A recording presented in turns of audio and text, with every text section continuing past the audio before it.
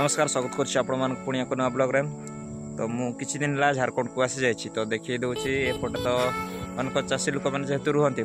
तो आमर ओडिशा आड़े वर्षा दिन केवल चाष हुए किंतु सेमती शीत कि खरा दिन एत चाष हुए किंतु एई साइड लोक मैंने वर्षा दिन जो चाष करते धान गुड़ाक तो से गुड़ाक काटि सारा पर आउ थे चाष करने हल बुले सारी तो आर साइड आड़े मौसी मैंने जे मैंने कि तोड़ा उपाड़ुं सहित आज काली भितर एगुड़ा धान लगा हम एवं मैंने बिल गुड़ाक देखला जना पड़ जाए कि अधा गुड़ाक रुआ सरला आते गुड़ाक अल्प बिल अच्छे वर्षा दिन जमी पानी गुड़ाक बिल पूरा ठिया होता है तो सेमती ठिया हो जाए तोड़ा भी उपाड़ुं जे लोक मैंने बिल गुड़ाक धान चाष करना तो से बदले से मैंने निजर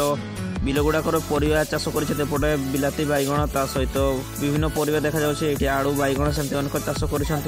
तो से साइड रे मौसा जनक हल कर सहित से साइड तड़ा गुड़ाक उपाड़ुं तो यहाँ पावर टेलरटा तो एपटकार लोक मैंने बिल मझी गुड़ाक केते गुड़ाक बोरिंग खोली देइछन्ति जहाँफल कि मैंने कौन कह आराम से पूरा बिल गुड़ाक पानी दे पारुछन्ति तो एबे तो आमर कौन कह आमर से आड़े तो तो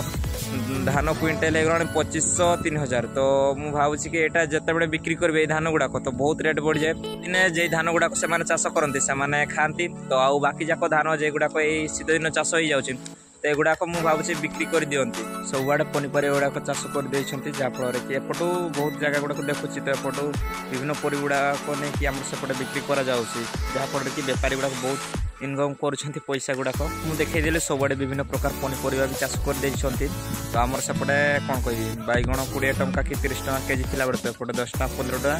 ता सहित एमती बहुत सुविधा हो जाए एपटे पनीपरिया गुड़ाक आमर सेपटे 20-30 टंका पाखापाखि बिलाती चलती तो एपटे 10 टंका पाखापाखि तो गत काली मार्केट जाइए कि आमर ये पाखे गोटे हाट होता आमर से आड़े बर्तमान कोबी रेट गुड़ाक चलती 20 टंका 10 टंका तो एपटे 5 टंका ता सहित बिलातीटा आमर सेपटे 20-30 टंका चलती एपटे 10 टंका केजी ता सहित बैगणटा भी से 10 टंका पाखापाखि केजी मुझे भावी कि एपटू पनीपरिया नहीं कि तो आमर सेपटे बिक्री करते हम जेहेतु डबलटा लाभ होची कह 5 टंका से 10 टंकार परिणत हो जाए।